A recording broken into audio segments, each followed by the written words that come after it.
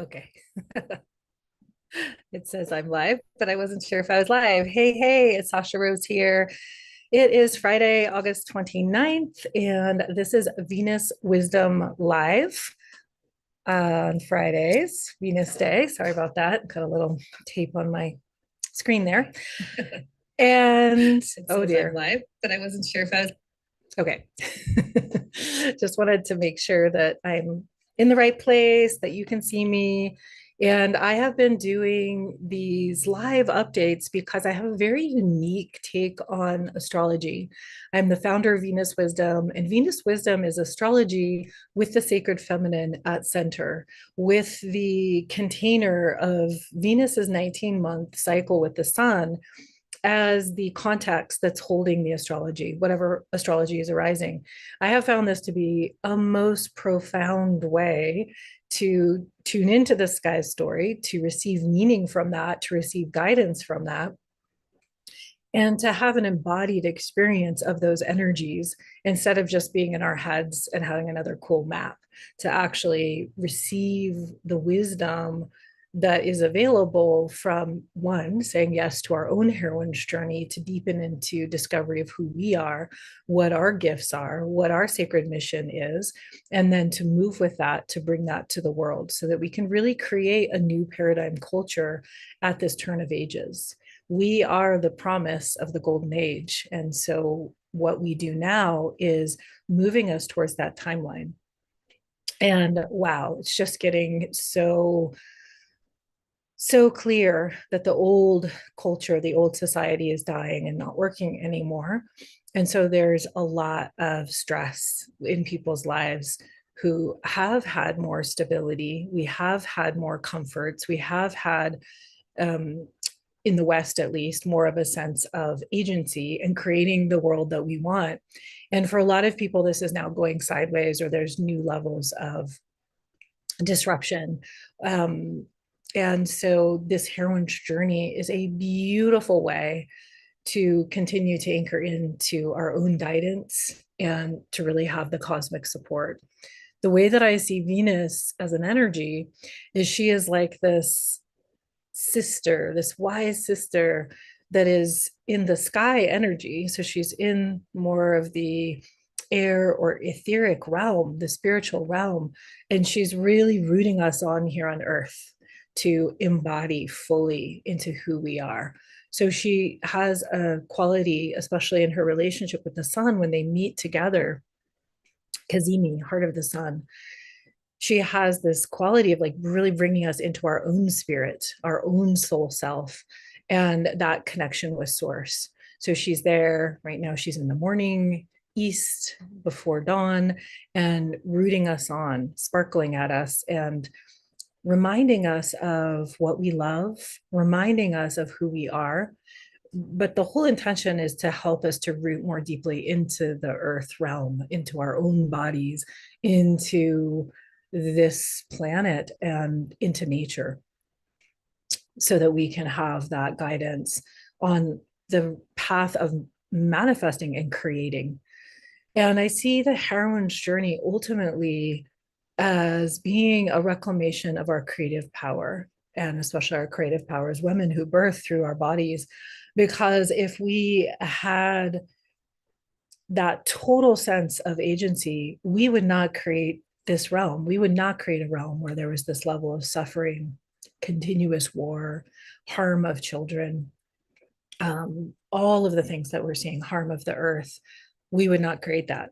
So as we awaken to our own creative power and what is ours to create in the new paradigm culture. And when I say new paradigm culture, I don't mean we're going to ascend off into 5D. That's not what I'm talking about. I know that's very popular in the spiritual communities. I grew up with that. I grew up with international spiritual community that was quite huge in the 80s, and it was all about ascension. So I'm very familiar with that kind of goal. And I have been on a path of spiritual seeking for a lot of my life. And part of that is enlightenment, part of that is liberation. And yet I feel like where that lands is when we recreate heaven on earth, as some say. And how do we do that? Well, first we do it through our relations. And this is what Venus is really teaching us. She's really teaching us care of ourselves and care of other through empathetic understanding. And once we have ourselves fully, once we're anchored in our own knowing of who we are, pardon me, I needed a sip of water here.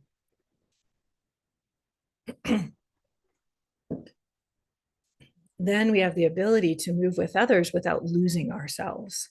And it becomes this very dynamic co-creation. My theory is that that is a not yet been discovered way of working with her cycles to be more creative and to really open up possibilities, because there's all of these dimensions of Venus in her cycle, in her sign, and we each have that within ourselves. And so if you've been following me, you know that there's a whole process that I take women through to discover their Venus astrology, not in a head way, in a very real, like, here are your superpowers way. And let me help you cultivate those. And let me help you show you this map to awakening to the truth of who you are, that is so powerful at this moment. And to create those collaborations, those kind of collaborations, and also to create prosperity. Venus is about money. Venus is about prosperity beyond like money dollars, but actually that abundance of having the resources that we need in order to create, in order to have choices. And so she's all of these things. And I was super blessed in 2000, you know, at the turn of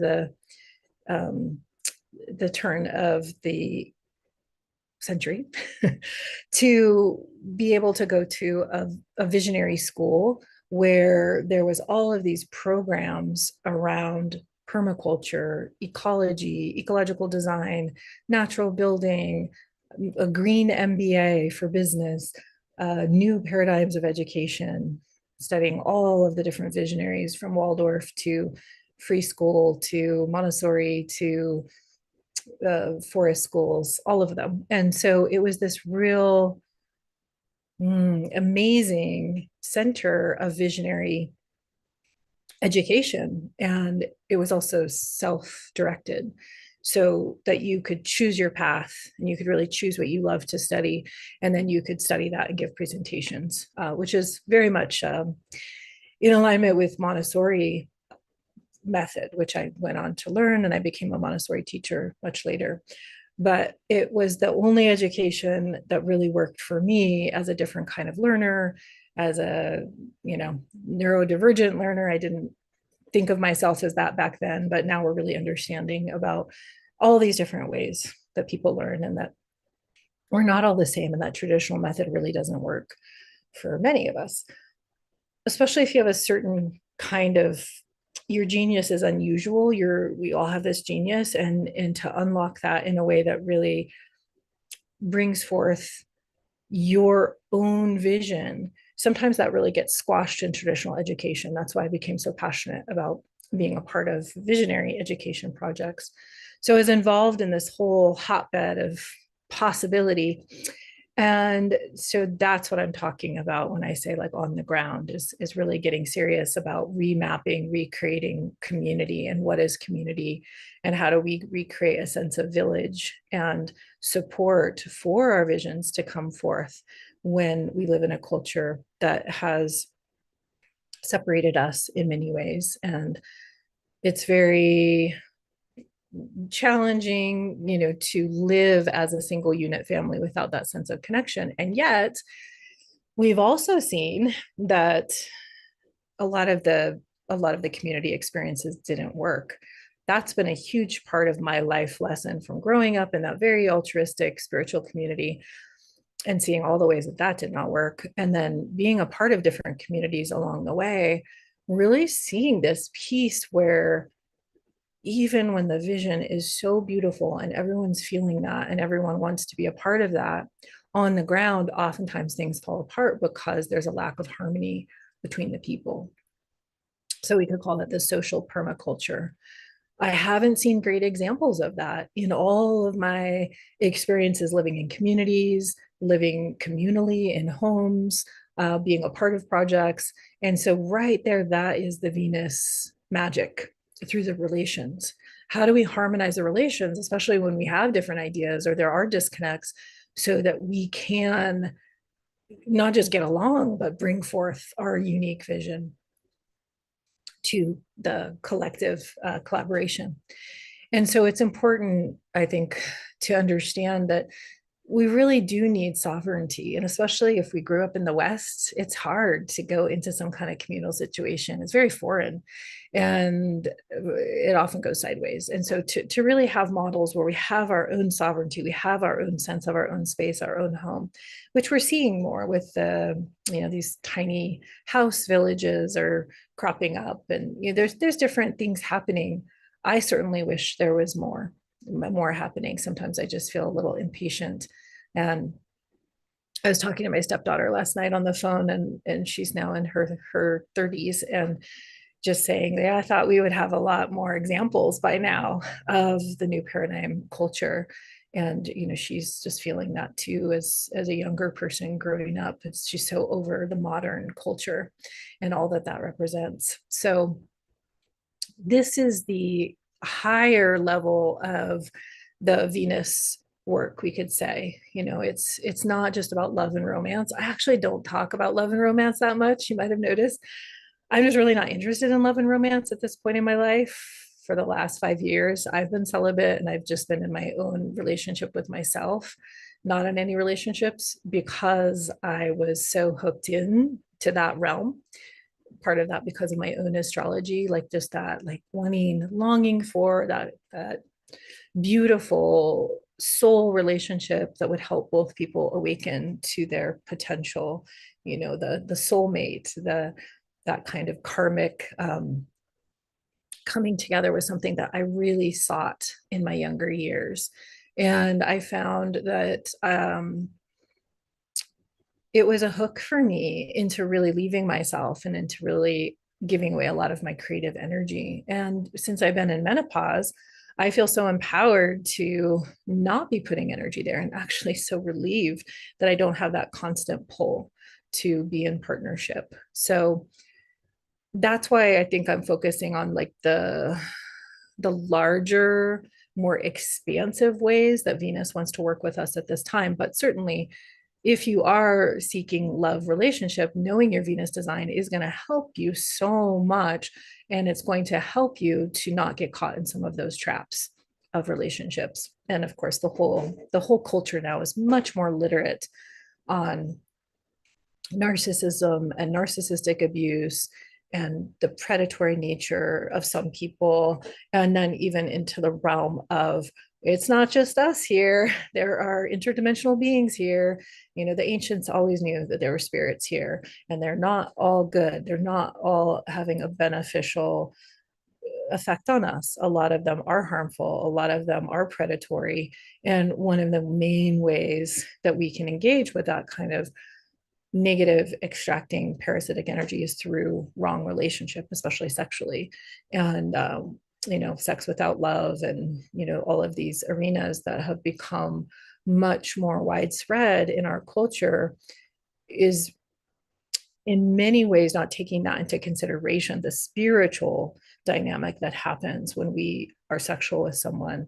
And on some level, like energetically, that is such a commitment. Like, I think if we really understood that, we would not have casual sex, because it's such a commitment to that person's energy. It doesn't just leave once the night is over, once the fun is over, and it can have great implications. So I personally am a Venus and Scorpio sign. I'm born into a Venus and Scorpio cycle, and I'm very, very early morning star. I'm actually the day that she turned from retrograde to direct, where she's just like turning herself around to go on her bold mission. So that's a big part of my mission. I'm like calling to the visionaries. I'm like, let's go on a heroine's journey. Yes, it's going to be deep. Yes, it's going to be dark. Yes, it's going to be intense, but that's what's required to come out the other side and birth a new world. So I've had a lot of scorpionic experiences, and I found that they can actually support me in my vision, in my mission. And it's not an easy path, but that is the path of spiritual awakening, as you know, if no matter what your Venus design is. It is through the darkness that we find more of who we are, and that we really discover what this world is. And my daughter's coming of age now. She's now 20. My sage advice is like, if you're like, what's going on here? What's going on in this place? Question everything that you have been told. Question everything that you have learned. Be in that questioning mind, because this place is not what we have been taught. And so that heroine's journey is really discovering what is going on here, and through our own truth, through our own body truth. I'm just going to take a moment and see if there is anyone here on the live. Be in that. And I'm going to keep going no matter what. But, oh, good, great. Aluna's here. Awesome. I didn't promote this at all because, oh my gosh, I had a morning, it's like, I love being this oracle for visionary women and being able to guide them through their darker nights, through their harder times. And I woke up this morning and I felt like, oh my gosh, the oracle needs an oracle this morning. And I was having this experience in my nervous system that was like the brakes were on and the gas was on at the same time. And so I really needed to support myself and my body to move through that. I just got some really sudden news about the space where I've been living here in New Mexico. I've been on this journey to find my home, find my land, find my kindred spirits, bring my gifts.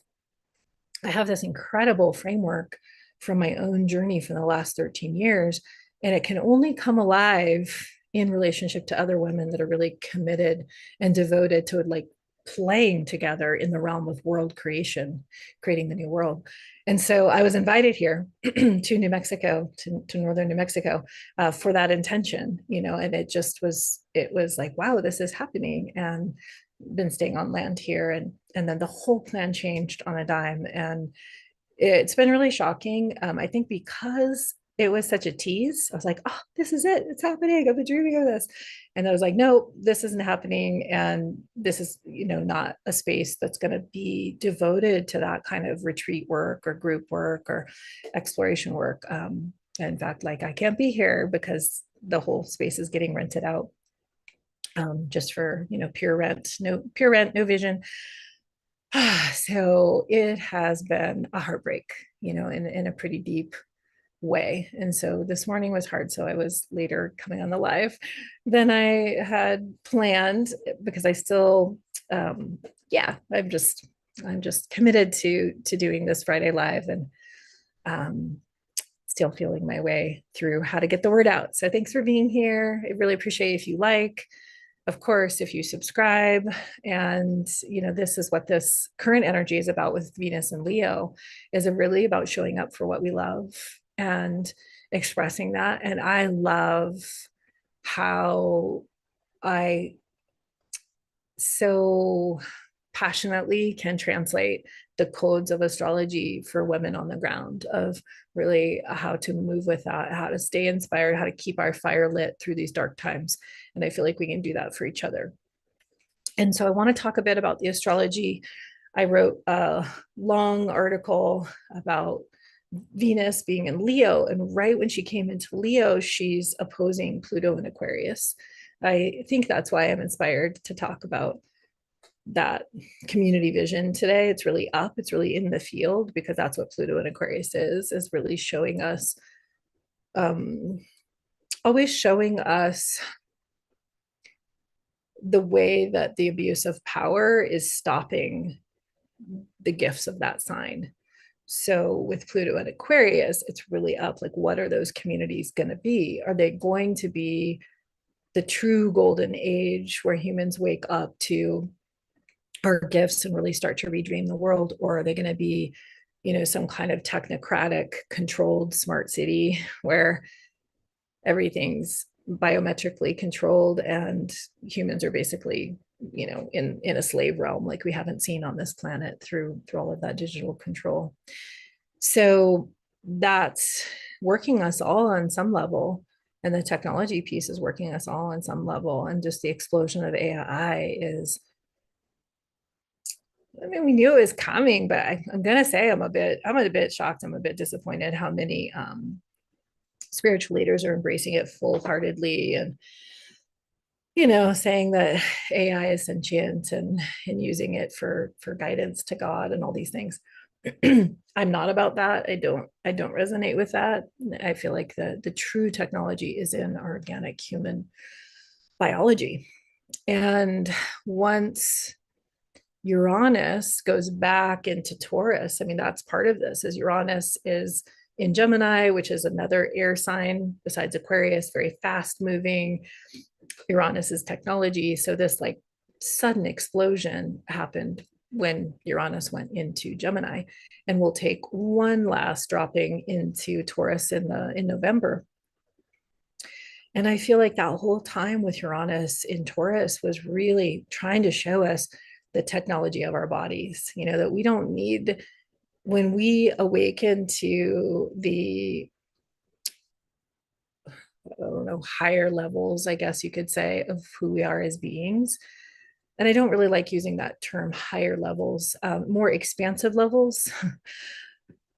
Then we have technology where we're not going to need the internet. We have telepathy. We have all of these ways of accomplishing those things without the radiation, without the water resource loss that we're having. So, anyways, I'm sure that that's a piece of this. But Venus is in an Aries cycle, which means on March 22nd she met the sun in Aries, and so that's the theme that's holding the entire cycle.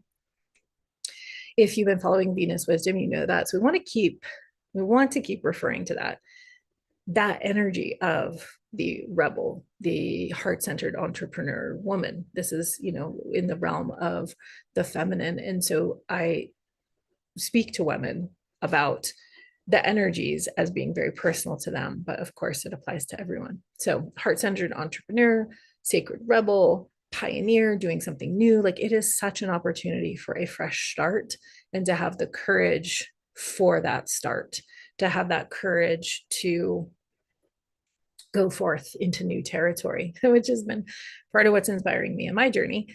And then I was like, oh, that new territory is not working. Next new territory, which is a little hard on my human self, but I'm also doing my best to tap into that energy of Aries, of just like, rah, doing it, giving no fucks. It's an energy that as women, oftentimes we don't have a lot of that. We've been very conditioned to comply and to be nice and all these things. So it's a real opportunity to break free in whatever way in our life is for us to do. And we're going to be in that energy, that energetic, all the way until October 2026. So right now we're in the morning star. We're still pretty early in the 19-month cycle. Started in March, now we're in August. And so she's in that process in her cycle that's about sacred self-centeredness, about really claiming who we are, because we have to have ourselves in order to really be in a powerful collaboration or relationship with others. That's what the morning star is about. We're in that. Now she's in Leo, and that's the first time she's been back in a fire sign since she started the Aries cycle. So that's notable for sure. And there's inspiration in fire. And she went into Leo on August 25th, 9:27 a.m. Pacific.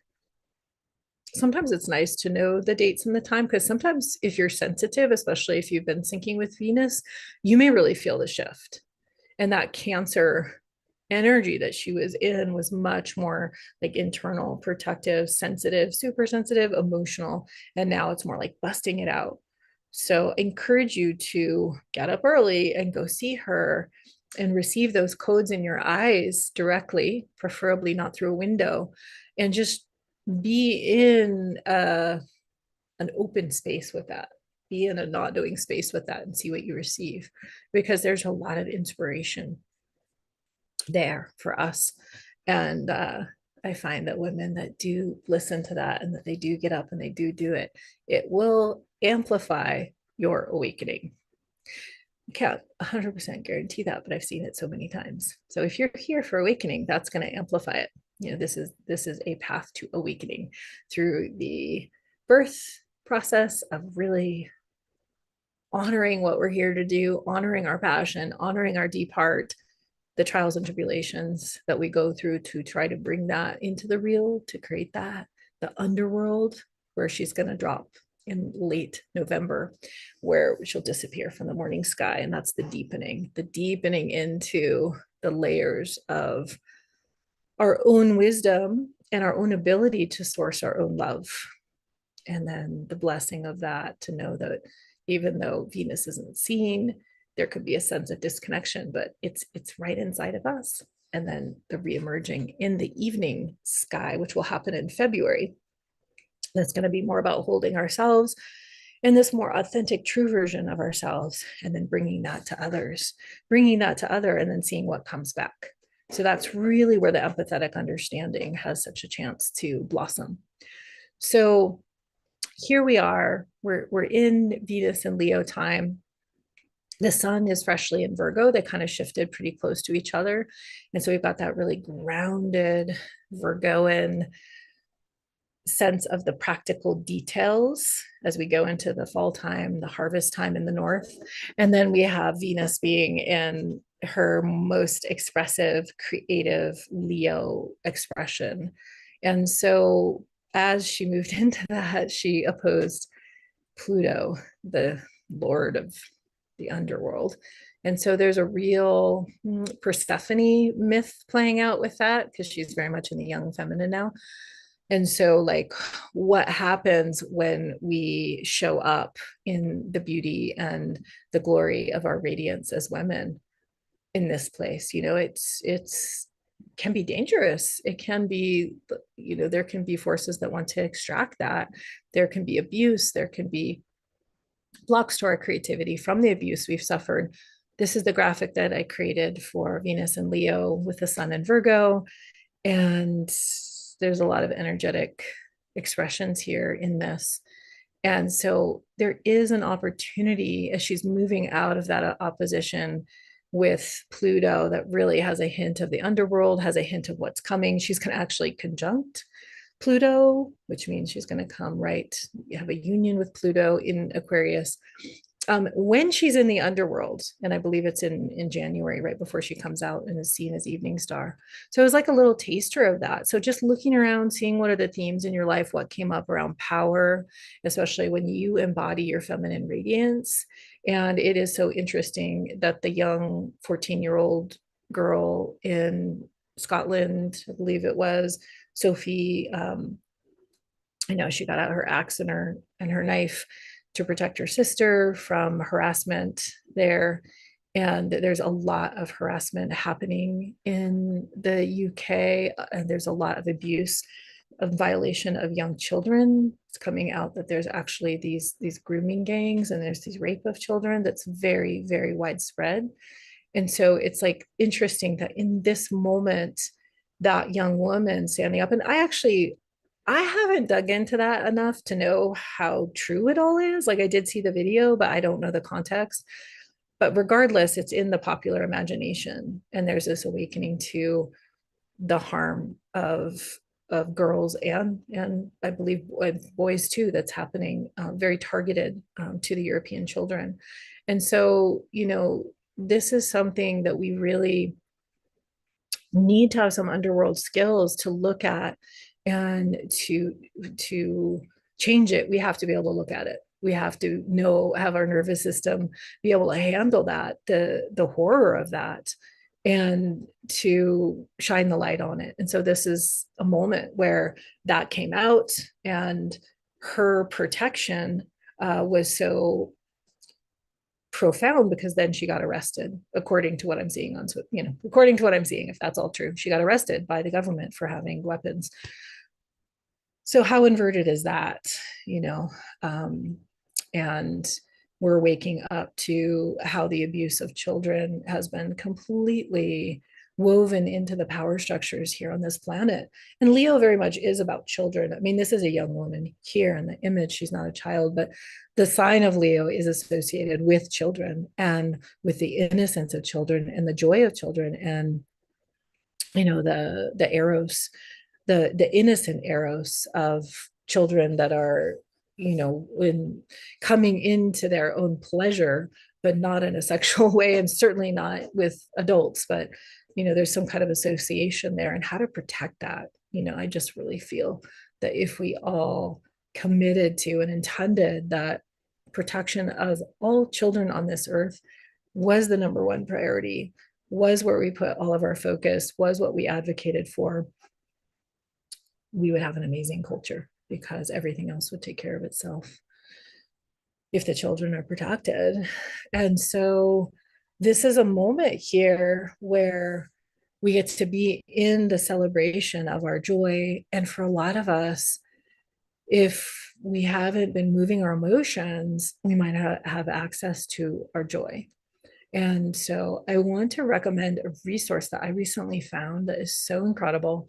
You can find him on YouTube. It's called The Art of Accomplishment, Joe Hudson. And he's doing this beautiful work around moving emotions and meeting what is and not bypassing, which is so much of what's happening in a lot of the spiritual communities, is a lot of bypassing, like choose your frequency, be positive. And that actually doesn't work. It doesn't work. It's the opposite of what works, and it keeps things suppressed, and it keeps joy at bay. So I highly recommend that resource if you're feeling like you can't feel your joy. And he has this great saying. It says that joy is the matriarch of a house full of emotions, and she won't enter a home where her children aren't welcome. So if we're not feeling our grief, our anger, our pain body, if we're not knowing how to feel that and move through it, then joy is going to be harder to experience. So this is really a time to look at that for yourself, and look at the level of joy in your life and what brings you joy with Venus there. The other big news, oh, this fly, leave me alone. It's one thing when the flies are in your house, and then they like start to fly bomb you. I do not like flies at all. There's some horses nearby, and I think that's why we've got flies here. I'm always like, why do we have flies? I don't like them. So I'm going to show you one more graphic here, and I will be killing that fly after this live. See, he's mad now. He's like, I'm gonna try to mess up your live, bitch. The other thing that I want to bring into focus is that we are coming from a Leo cycle. So the 19-month cycle that we're in now, that we started March 22nd, is in Aries. But before that, it was in Leo. And so these cycles repeat, and they meet Venus and Sun in the same sign every 8 years. So there's a greater pattern here. It is incredibly accurate. It is incredibly harmonic. The astronomers, who don't care at all about the astrology, they use this relationship with Venus and the Sun to measure many things in the solar system, because it is so precise. And so I want to remember and remind us all that the cycle that happened before our Aries cycle was a Leo cycle. So that was from August 13th, 2023 to March 22nd of 2025. And so this is the graphic that I created for that. And definitely get with my Discover Your Venus sign guide, because you will receive the map for this current cycle, and you can start to orient to it if you're interested in this. So this is the graphic that I made for the last cycle that ended on March 22nd, 2025. And what's really noteworthy here is that Venus and Sun started that cycle at 20 degrees of Leo. And so this Leo energy, it's like we're going to get an echo of that Leo energy. Now, right now, today, Venus is at 4 degrees of Leo. And so we're in the sign. So the echo is there, the theme is there, but it's going to be more powerful when she actually moves into that exact position, which will be September 10th, 11th, and 12th. She'll be at the same degree that she was when the last cycle began. So there may be some themes that come forward in your life around your relations, your um, around your money, around your abundance, around what you want to create, because Leo is our creative life force. And so it's just interesting to know that and see. And what was the goal of that last cycle for you, as far as you getting clear on your own creative energy and especially self-love? So that's the big medicine for this Venus in Leo time is self-love. And how much can you love yourself through whatever's coming up? And that's a big piece of Joe Hudson's work, is really welcoming what is. That is the ticket to moving through it, is to welcome it. So we're riding that until September 19th, when she shifts into Virgo, right before the September equinox. And so just to be contemplating, how is my joy? Is self-love available for me? How available am I to meeting what is? And so that map from this last cycle is getting a bit of a bump in our consciousness for those that are geeking out on the details of the cycles, which I love to do. And it gets really interesting when you go back and look at your own life and see what opened. So wherever Aries is in your life, in your life, in your chart and your life, the houses are these areas of life experience. And so in this cycle that we're in now, that goes until October 23rd, 2026, this opened at 2 degrees of Aries. So that's the theme all the way, even though she's going to move through different signs. So we're moving from that joyful, creative, child self. There was a lot of inner child work that came up to be healed in my world and the women I'm working with in the Leo cycle. And now it's more like, okay, now how are you going to move with that? What are you going to start with that? How are you going to start new with that sense of innocence now with your wisdom? What do you want to create as an entrepreneur? Which has gotten harder and harder and harder in the space, in the online space. It's just, oh my gosh, it's so noisy. And I felt like that was a part of the Venus and Leo cycle that was such a hard realization for me, is that the creator economy is a fantasy. I mean, it's not tangible for most people. I was really excited about the promise of that. And then of course AI came in right after that. That possibility of like actually making money, teaching, doing what you want, doing courses. Yeah, it's not happening, for most people. And you have to be really skillful now with online business, because so many people feel burned from investing money in coaches, in online experiences, and not really getting results, not really getting what they invested in. So it's a whole different realm here in this Aries cycle. So it's good to have clarity about what you're here to do and have the initiating fire is initiating something new, and to keep tapping into that, because we get tired. It's a lot. It's a lot to be creating a business. The entrepreneurial path is a heroine's journey, whether you think about it as that or not. It just is. I mean, it absolutely is a call to our own self-growth and becoming that woman that can fulfill our mission and create our movements and bring our services and bring our solutions.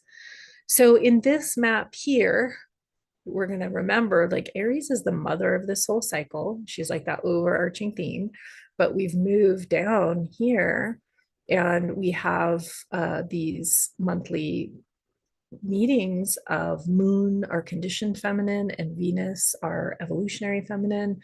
And those are particularly potent moments to get up early and go watch. And we're going to have our next portal in Leo at the final degree of Leo on the 19th, right before the equinox. So that's going to be a really powerful one. You can see she's getting closer and closer to her descent. So that we will only have this, I call it a new Venus portal, and then 2 more, and then she dives and she's disappeared, and we won't see her in the morning sky anymore. So I highly recommend that you get up and receive that light in the morning sky, because it is very different than evening star. So that is your assignment if you choose to accept it. get out there, and especially on the 19th will be powerful. Okay. The other thing I want to mention before I bring it to a close, because it's so powerfully up and cannot be denied, is that we are in eclipse season. And as I was thinking about it, this Aries cycle actually opened in eclipse season. I hadn't made that connection before until I started looking at the eclipse cycles.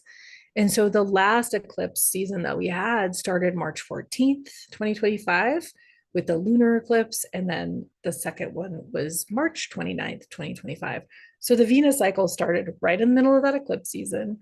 And um, 3 days before the Kali Yuga ended, according to brilliant Indian astrologer Bibhu Dev Misra. Highly recommend you check him out. I'm with him in that theory that the Kali Yuga has ended. And that doesn't mean that everything magically overnight gets better, but that cycle has ended. And I feel like that's really important, that this Venus cycle started at that moment.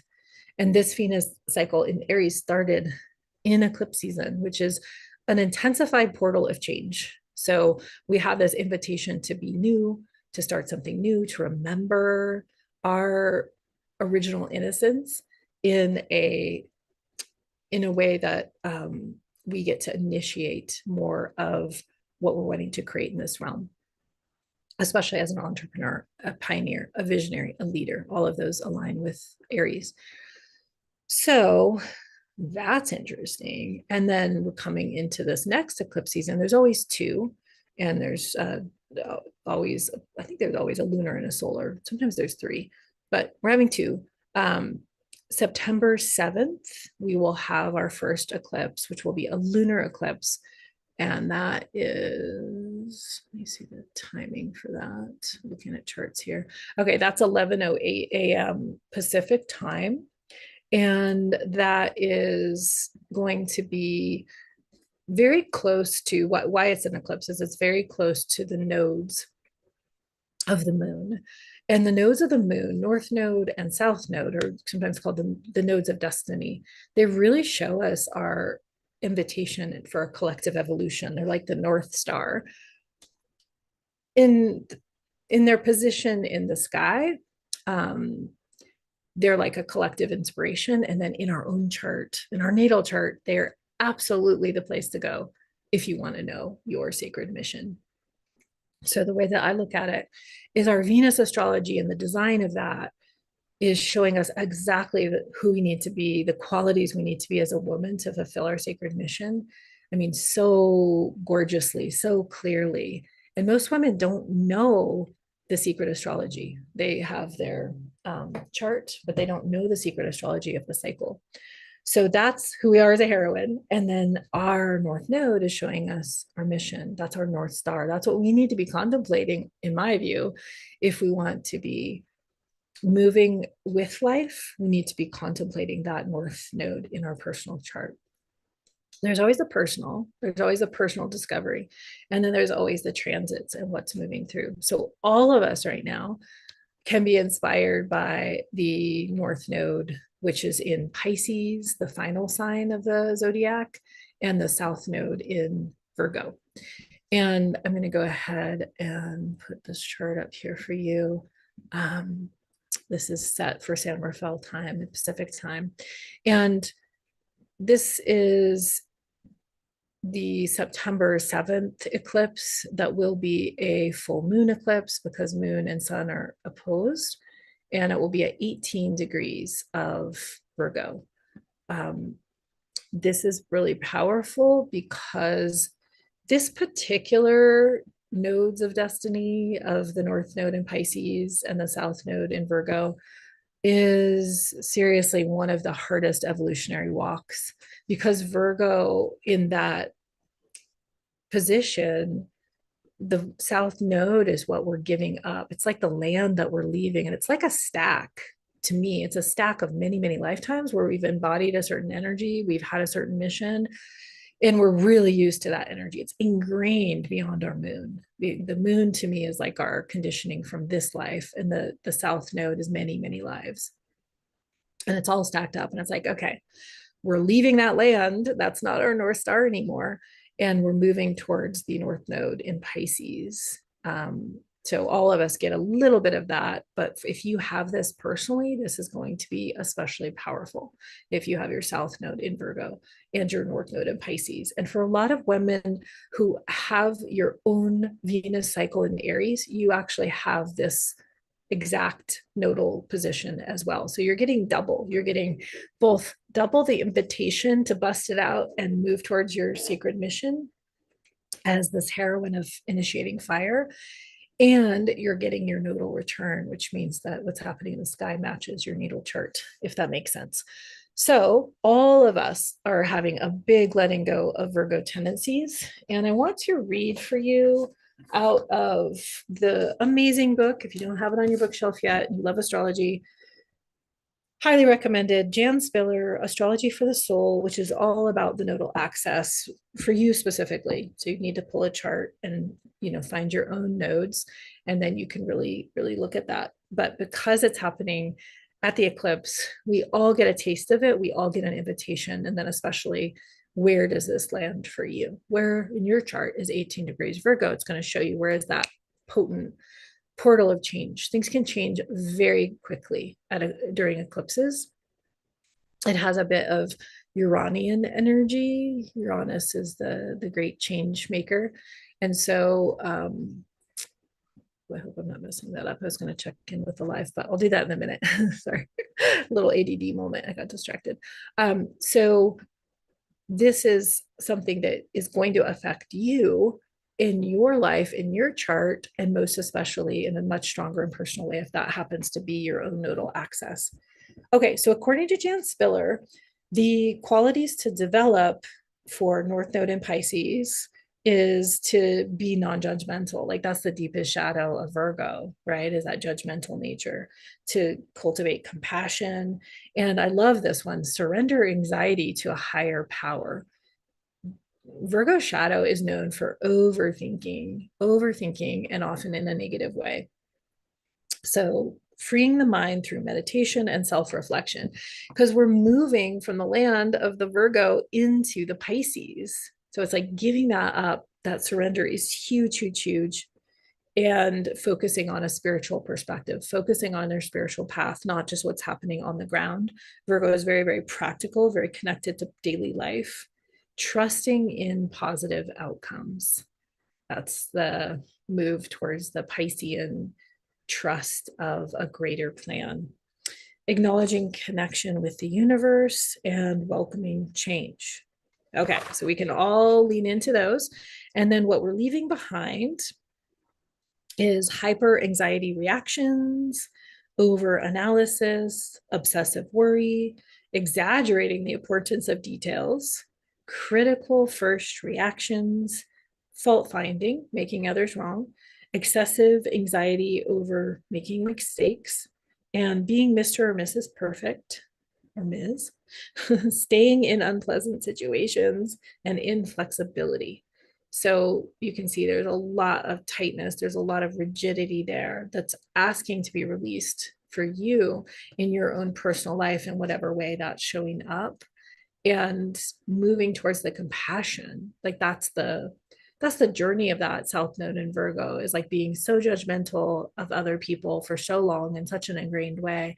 And then finally there's this breakthrough to realize like, I have experienced like all the hardships in some level, in some, life. I've had these same hardships, and now I'm going to have compassion for myself and others for the difficulties, not being perfect, the mistakes that I've made. It's like a welcoming of the mistakes.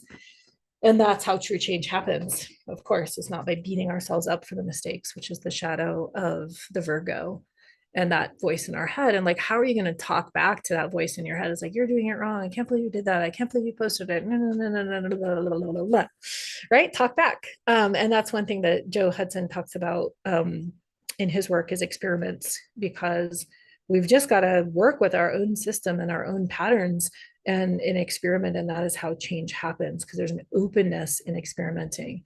instead of any kind of prescribed way. Like, this is how you're going to do it. So this is the voice in the head, big time, negative voice in the head. Don't be surprised if that feels amplified over this eclipse time.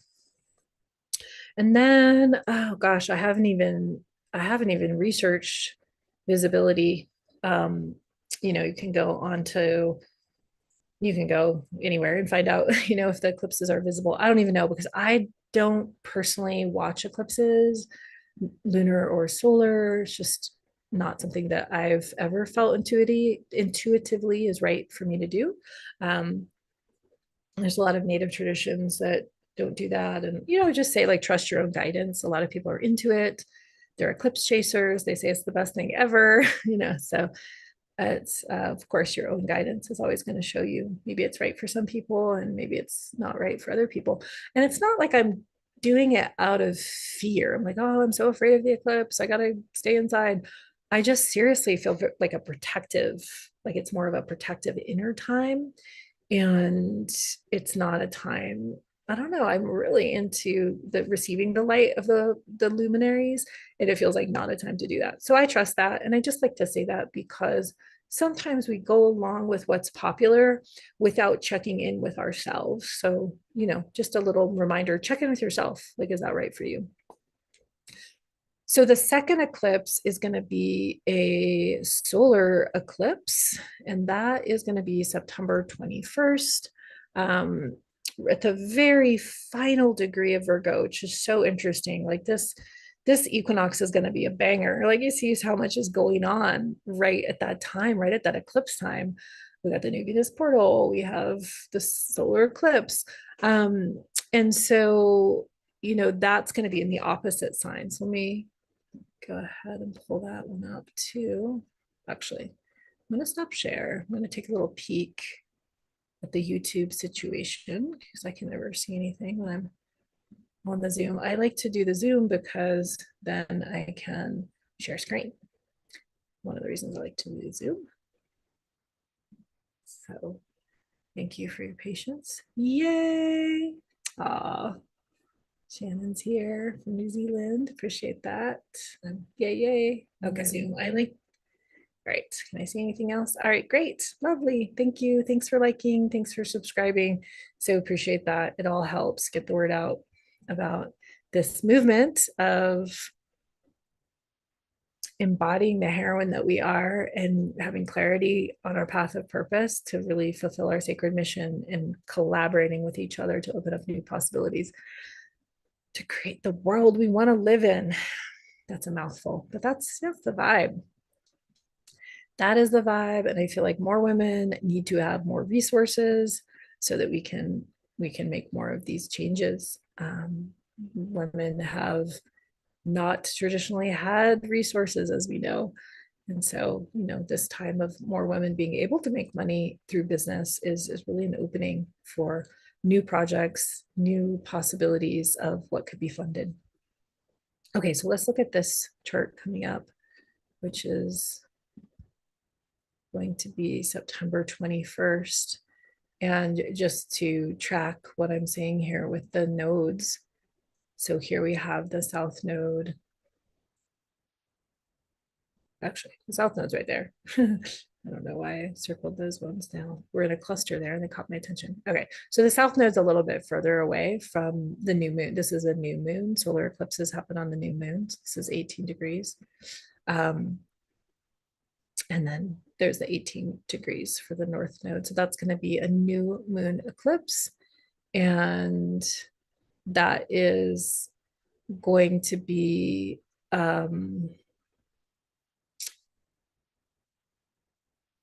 another opportunity. I don't know. Like, actually, I don't even know. I don't have any, in this moment, I don't have any interpretation of that. I'm just going to be in the not knowing of it. I don't know what's going to happen. But change is afoot. Change is afoot. And the new moon does begin a new lunar cycle for the month. And so that's going to be potent. It's like a super amplified new moon. And then the other thing of note is that Venus will have come into Virgo. That will be the big difference between the first eclipse and the second eclipse from our Venus cycle standpoint. So it will be interesting to experience that shift during that eclipse. Okay, I don't want to get too far into the future. I don't like to do too much prediction and anticipation. But if anyone wants to look up the visibility of these eclipses and put it in notes, that would be interesting to know.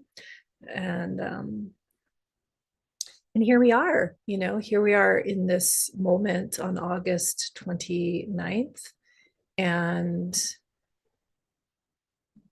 let me get that chart back. I feel like there was one more thing I wanted to say.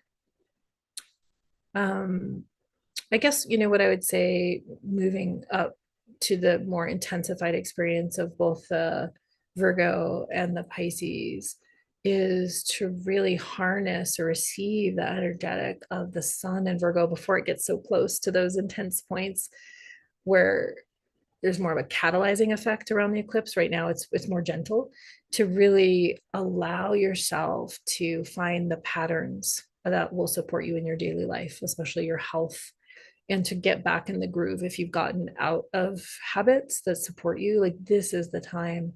And then especially around what habits, what discipline are going to support your creative Venus and Leo expression, even if you don't have Venus and Leo, right? So one of the things that I think we often fall off of is daily practices for creativity. So this is a great time. If you've fallen off your writing practice, get up and do those morning pages. If you forget to schedule a painting date with yourself, get it on your calendar. If you haven't allowed yourself time to dance or move because you've been like too busy, get that on your calendar. That's the beauty of the Virgo, is really grounding in those self-care pieces. And then, like, looking at your food is very much connected to Virgo. Like, have you gotten in the habit of eating certain foods that don't support you? And this is a really good time for an alignment, because when we go into the equinoxes, whether or not there's eclipses or not, which now we're having a huge eclipse energy, it's such a time to look at what's coming up in our bodies. And we have this next month for that kind of inquiry with the sun in Virgo, before going into the at the equinox we'll go into Libra, and we'll have that equal day equal night. So it's a time of really preparing and rebalancing, so that your sacred mission is at center and you are spending that time to create. um and outside of, I just want to say this, like, outside of like the pressure to continuously create content for social media, like, what are you creating just for you? What are you creating not on the screen?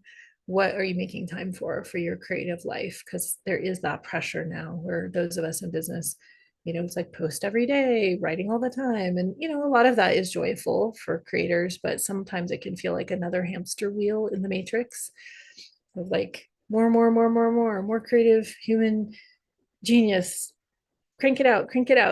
So just making sure that you're also supporting you. And then the other thing I just wanted to say about the chart now is that the moon is in Scorpio, so there might be still a sense of those themes, those hidden themes, those darker themes, those shadow themes, especially with Black Moon Lilith and the moon being together today, and Venus pulling away from that opposition with Pluto that I was talking about, where she came into Leo and immediately opposed Pluto. And that really brings like the depth of the underworld, and the pull to look at what's deeper.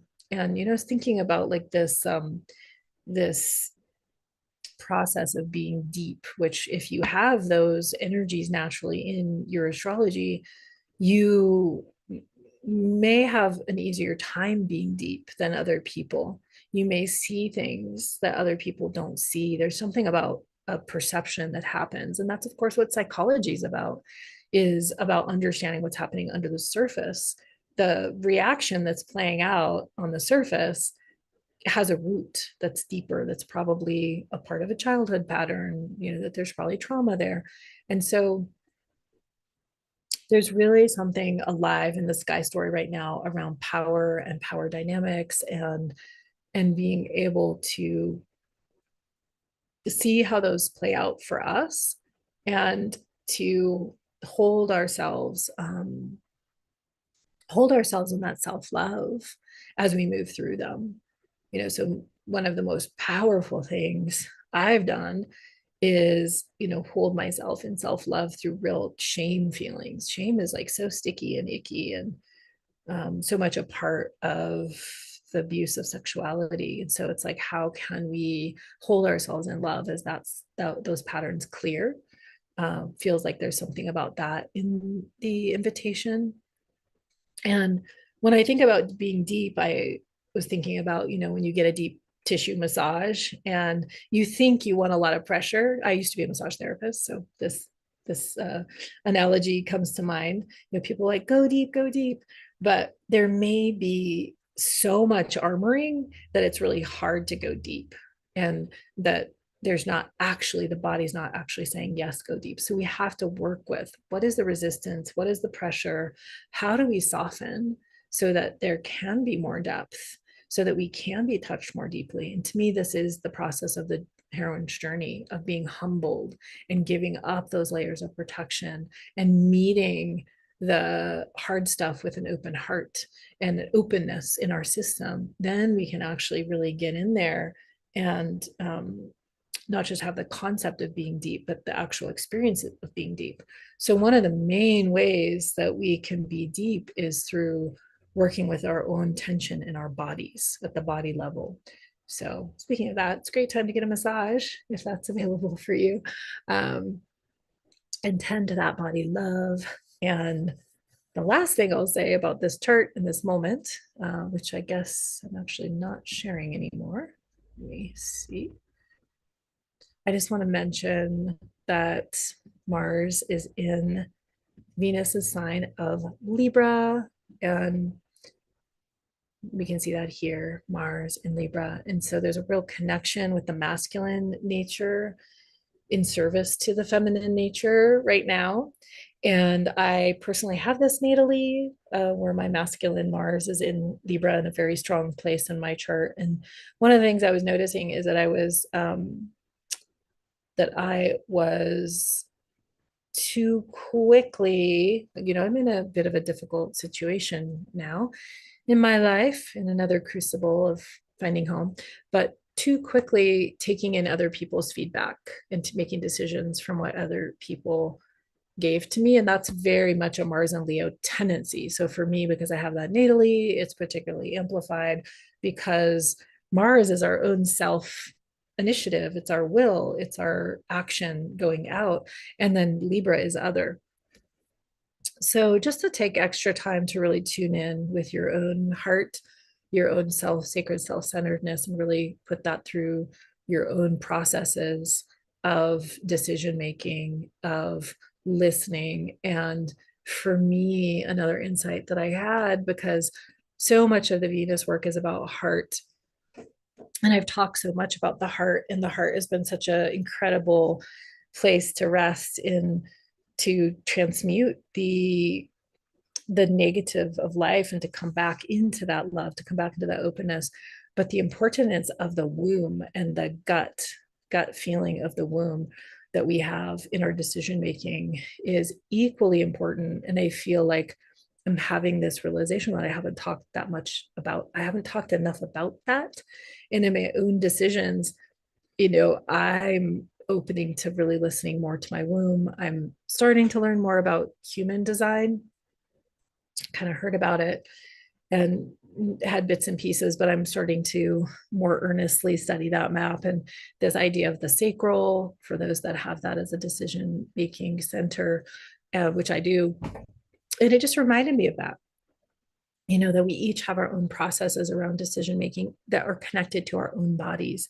And so with that Mars in Libra, just to really tune into whatever your processes are, to know what's right for you, to get that yes, to get that no, because it is a time of great change. And the decisions that we make now, because of the sky story, will ripple for a longer time. It's like a more potent time for that. And she giggles at the end. All right, so I'm going to just get that yes, to get that no. I don't know how to do that without getting a sound. Good. All right, great. I don't see any questions or any more comments. So thanks for being here. and appreciate your time. I've gone way over in my intention to do an hour, but I'm just allowing myself with this live to reach more people on YouTube that may not come in. I was doing these on Zooms, on private Zooms. And I feel very private as a Venus and Scorpio babe. So they're like, you will not see me like posting pictures of my ceremonies. I don't like to do that. Like it feels very private, very sacred. But I also do have this real wish that more women can learn about Venus in her cycle and how that impacts their own power to move through this time and to create the new solutions that the world needs.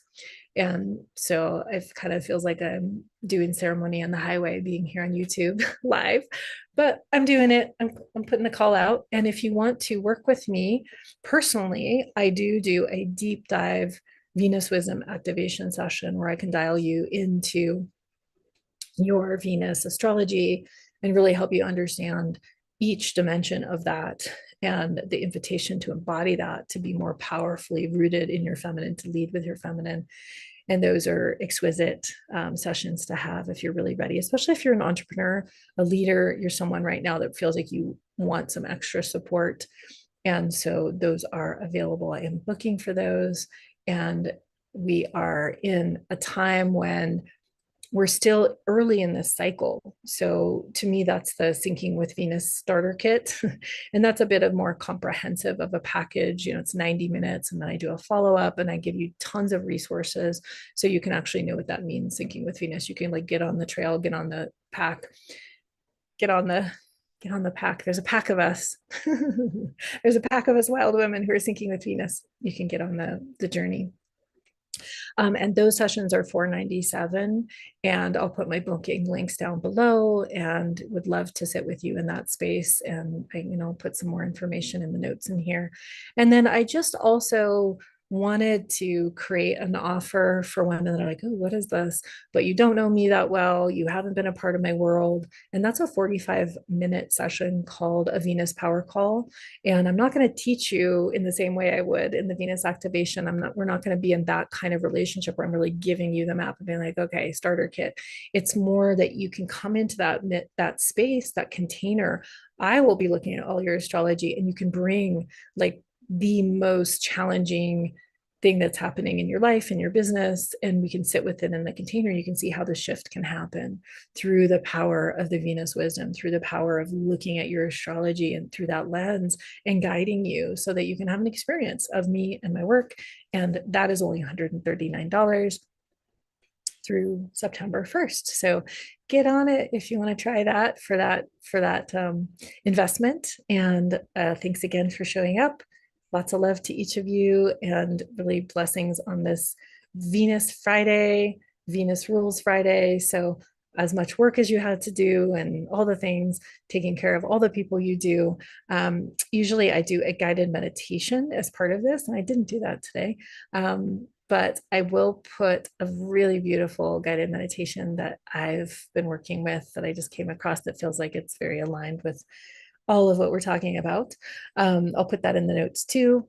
And I hope you tune in next week. So I'll be here sharing Venus wisdom, calling out to those that feel that call to go onto the heroine's journey consciously and to link up with other women. Because when we move together, we will be unstoppable. That's my theory.